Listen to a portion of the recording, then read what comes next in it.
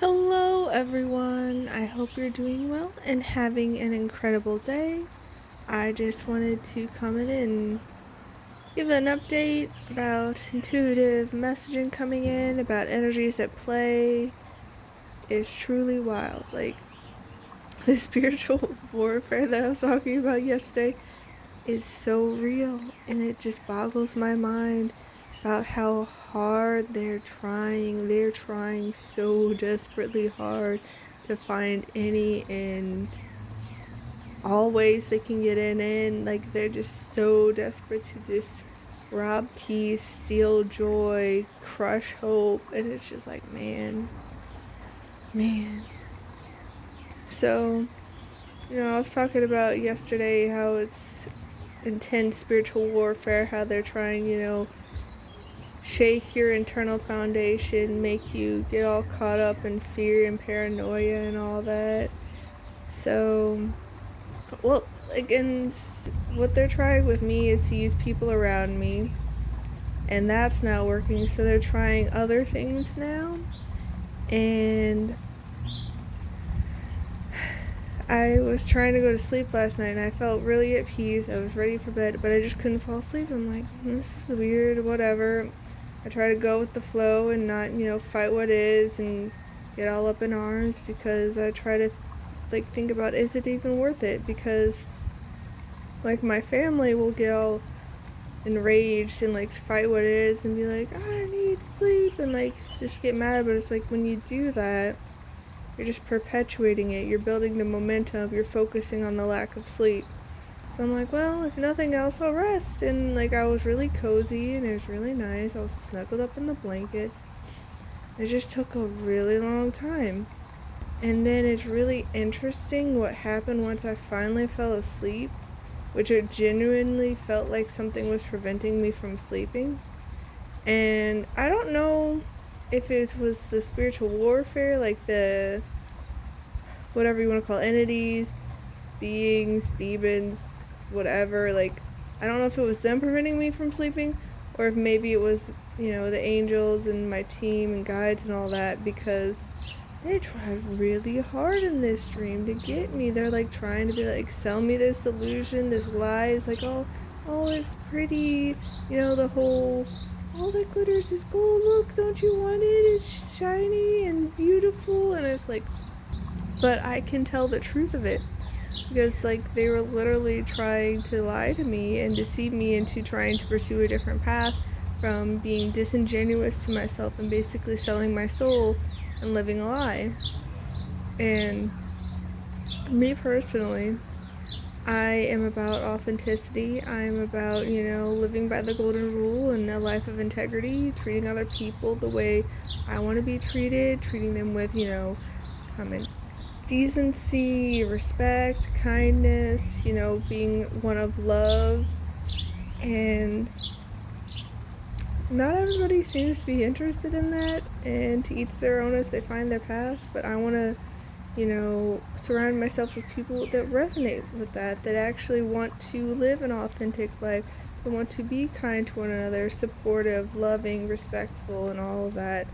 But so in the dream, they're trying to convince me that I would rather be disingenuous to myself, to, conform to other people's beliefs. It had me learning hockey, and I've never been interested in sports. Nothing against them. Other people can like them if they want, but it just seems really pointless to me. All of the hype, and how people just get so divided over it. Even households get divided over it. It just doesn't seem healthy to me, the extremes it goes to. And even just watching it and playing it, it just seems really boring and disinteresting. If other people get, enjoyment out of it, I'm not gonna fault them for it, but it's not for me. And my family is especially big on hockey, they're obsessed. So in the dream, I apparently cave and conform and start learning to play hockey to appease my parents and family. And on paper they seem so excited about it. They're like, yay, hockey. But as the dream continues, like they're being their same selves. They're still getting upset. They're still lashing out. They're still, pointing fingers and blaming and scapegoating and gaslighting and invalidating all these things. And it's just like, okay. And then it gets quote unquote even better, like in the sense of the deception. Like they're really trying hard to convince me that I'm on the wrong path, that I'd be happier doing what they want me to sell myself out, to be disingenuous, to conform.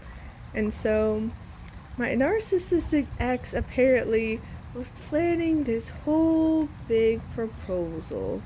Like, all, like, pulling out all the stops, like, oh no, this will be great, you'll be happy with this. And it's just like, they even had someone who was a mutual friend of ours who has seen the true colors, who has experienced firsthand the kind of things that he would do, just not to the full extent. And like, he was being nasty to them and like made them uncomfortable and was like using them as a messenger. And I'm just like, don't play these games. Like, this is real life what he was doing to them. And I was like, hey, you don't need to play messenger. Like, I don't have nothing more to say to him. Like, if you want to talk to him, that's fine, you get to choose. But I would recommend not having him, have you send me messages, because it's not healthy for anyone. And I don't wish him ill will, but I'm not playing these games. Like, I have nothing to say with him. There's a good and valid reason he got blocked. It is what it is. Like, you gotta deal with natural consequences. But in the dream, like, she was collecting all these beautiful butterflies to send out in this whole grand, epic romantic scene for the proposal and all this. And it's just like, when I woke up, I'm just like, yeah, I don't think so. I don't think so. Like, on the one hand, it'd be nice if, people would be accepting and excited and kind, and like, if all that was true to an extent, but I know better. And even when I was conforming in the dream, even when I was quote unquote doing everything right and doing what other people wanted, they were still unhappy, they were still lashing out. And it's just like, no, I don't subscribe to that. No, return to sender. I'm not interested in that path, because yeah, you're trying to get me to sell myself, to conform and be something I'm not, to live a lie. And it's like, I'm not interested. And of all the people to try to like convince me, yeah, this is something you really want to do, the one friend, and it's just like, she would never tell me to go back to that. Like, she would never support it, knowing what she knows now. She's like, oh my gosh, there are red flags now that I know things. And I'm like, now that I learned about narcissism, I can see red flags from the past too. But yeah, like, she would not be a supporter and encourager of that, like, unless there are drastic, improvements and changes and like awakenings and like inner work for a certain person. She would never be on board with that, to support that. Is she on board to support me having a happy life and having someone who cherishes me and, finding a life partner, like, and all that? Yes, I can see her, actually supporting it and like finding beautiful butterflies for that kind of thing with the right person. But with my narcissistic ex, no, I can't see that at all. So I'm just like, you're really trying? They're trying to, get me caught up in the delusions and to regret choices I've made, to, like, try to go back and try to make things work. You know how that usually happens with narcissists. You'd be like, oh, I made a mistake. They didn't really mean that, this, that, and the other. It's like, no, they meant what they did. They know what they're doing. They're playing you, they're gaslighting you, they're invalidating you, they're manipulating you, they're projecting onto you everything they're doing and lashing out. Like, they know. They know. But the spiritual warfare is so real because they're trying to get me to regret, they're trying to get me to lament, they're trying to get me to lose hope, to lose faith, to lose joy, to lose peace. And like they're trying to like get me so drained that I like get frustrated and angry and all this, and I'm like, no, I'm gonna still choose peace. Still gonna choose peace. And so they're like, man. And so when I get back from morning drop off, guess what? I come back to cat barf, and they're really trying. They're like, oh, can't get you with the lack of sleep. We can't get you with a dream. We'll just keep adding on top until it becomes too much and you break. And it's just like, do I want to deal with cat barf? No. Is it that big of a deal? No. Do I want to clean it up? No. Am I going to clean it up and get upset about it? I'll clean it up, but I'm not getting upset about it. Like, no, I'm not doing this. I'm not playing these games. You can keep trying and keep sending people in my life trying to explode on me, to drag me into the drama. You can prevent me from getting sleep. You can try manipulating my dreams. It's not gonna work. I'm not for that life. Sorry, not sorry. Like, I know what I want. I know who I am. And like, it's just really ironic because before going to bed last night, I was listening to Fearless Soul's song, I Am Already Enough. And I believe that. Like, am I perfect? No. I'm a flawed human who's still the work in progress that's continuing to learn, grow, and improve. But I'm already enough as I am, and I deserve way better than I've been treated. Sorry, not sorry. I deserve love. I deserve kindness. I deserve respect. I deserve to be cherished and have people who want to support me and nurture me in my life. And it doesn't mean that they're always perfect. I don't expect, people to live these impossible standards of never making mistakes or, like being all knowing and all that. But what I do expect is for them to put forth genuine effort to have the relationship grow and thrive and succeed. But if people aren't going to have open, honest communication, if they can't get vulnerable, if they can't have these conversations where we talk about problems, where we try to look for solutions and make things better, and if there is broken trust and mistakes and hurts, that we have accountability and we have genuine effort to make amends and try to, heal and make things better. But certain people aren't willing to do that. They're just going to project and accuse and point fingers and validate and gaslight and say you're the problem.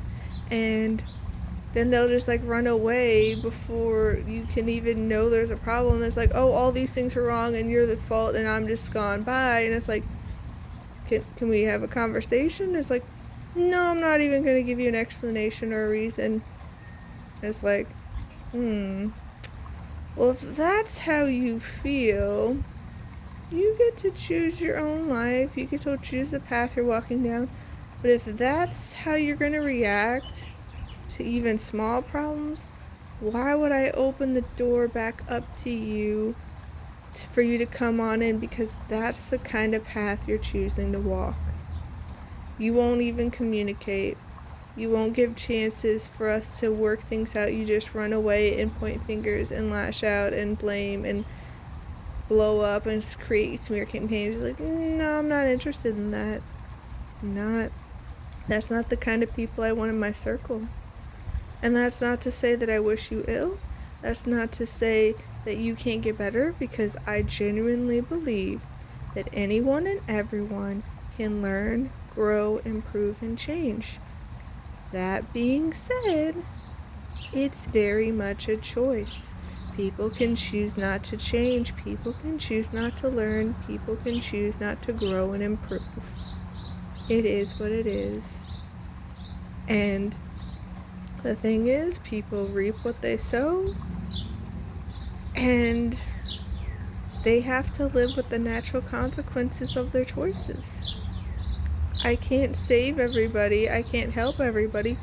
If they want, help, I can help them. But if they're not going to be receptive to it, why should I spend my time, energy, and attention on it?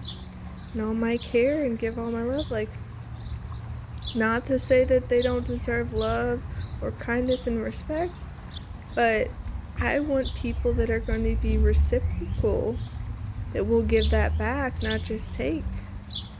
Life is about giving and receiving, and a lot of my relationships have been very one-sided, where I give and give and give and give and give and give and give, and they take and take and take and take and take and take and take, and they diminish me, and they devalue me, and they belittle me, and they invalidate me, and they gaslight me, and they just push me down, and they throw mud, and it's just like, you say the right things when times are good and you get what you want, but if things aren't exactly how you want it, then you blow up and you lash out and you make things about how I'm a villain, all this, and like, that's not actually healthy communication. That's not the kind of thing that I'm going to subscribe to or have in my life.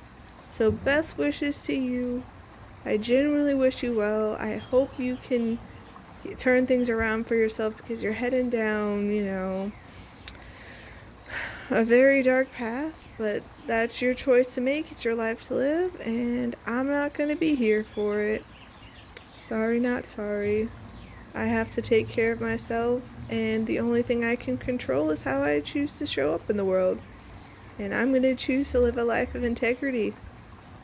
And if you choose not to, good luck, because the harvest time is coming. You will reap what you sow. And the energy you put out into the world will come back to you. So if you're putting out all this nastiness, don't be surprised when your harvest comes back and it's a bunch of nastiness. There's a reason people talk about karma. And I'm not wishing, bad karma on people, because, like, that's some nasty energy I would be putting out, and I'm not here for that. That was like with my other ex, when he cheated on me. I was just like, just kind of processing things, but I didn't wish ill. I didn't, try to do ultimatums or anything. And then karma took care of itself. The energy he put out came back to him. He was sleeping next to a toilet in his car. Why was there a toilet in his car? I have no clue. But he was, all sad, I hope that I can sleep next to you instead of this toilet someday. And it's like, okay, good luck with that. Have fun with your toilet. Like,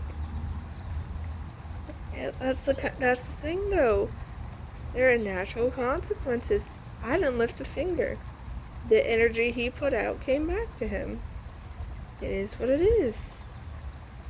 So, yeah, with all the spiritual warfare, guys, stay the course, stay strong, don't subscribe and get ensnared into all of the games and the manipulations and the pettiness, and do your best to stay true, to stay strong with your internal foundation, to weather the storm, to keep your peace of mind, and to follow your joy and keep your heart loving, because they're really going to try to stop this. They really don't want us to thrive, to be, on a lighter frequency. They really don't. Because when we're on the lighter frequency, when we're resonating and aligning with love and peace and joy and fun and lightheartedness and all of that, they can't get to us. And it drives them crazy. And it makes them lash out even harder, because they're going to try desperately to drag us down to their level. And when it doesn't work, they're furious. They don't want us out of reach. They want us down in the muck with them on the frequency they can, manipulate us with. But you know what? The thing is, when we stay true to ourselves and align with those higher frequencies, they end up ejecting themselves out of our lives. They can't stay. It's too uncomfortable for them, which is what happened to my ex. he ended up ejecting himself out of my life, trying to blame me for things and all that, and then mad that when I didn't keep talking to him when he pulled the stunts that he did. But like I've said, I'm here to live a life of integrity. I give chances. I try to, have the open communication to work things out. But when other people aren't, reciprocating, it's like, well, gotta do what's best for me. I want people that will, be in my corner, that will actually take the time and the energy and the effort to have these conversations, to try to make things work. And if it doesn't work, it doesn't work. I'm not one to hold a grudge and resent people and get upset and lash out over it. That's not me. But I at least want people who would take time to do the effort because they care. And if they don't take the time because they don't care, it's like, well, you revealed your true colors. It is what it is. And I saw this short video the other day about how we need to be more like the bouncer at the club.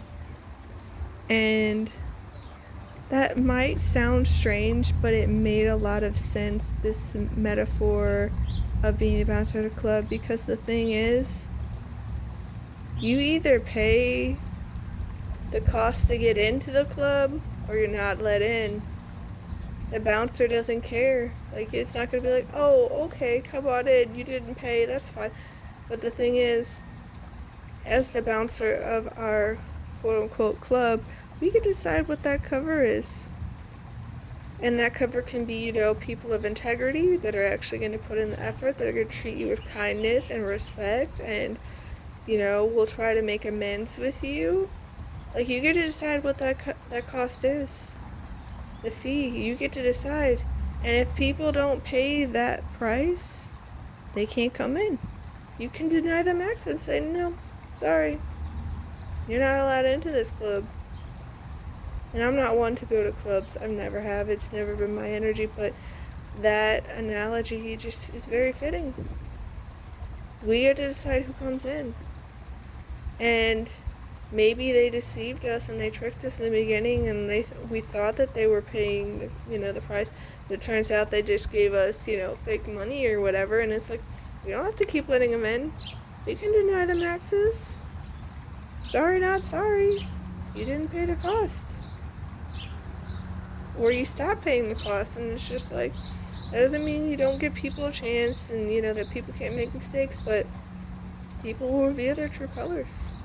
We don't have to play their games. We don't have to keep giving in. It's up to us to decide. Our inner peace, our happiness, our state of mind, our frequency, it is way too precious and important to let other people drag us down, to rob us of our peace of mind. We don't have to give away our power like that. Choose who you want in your life. Stay strong, guys. I'm wishing you all a wonderful rest of your day. Please take care, and I'll see you next time. Bye!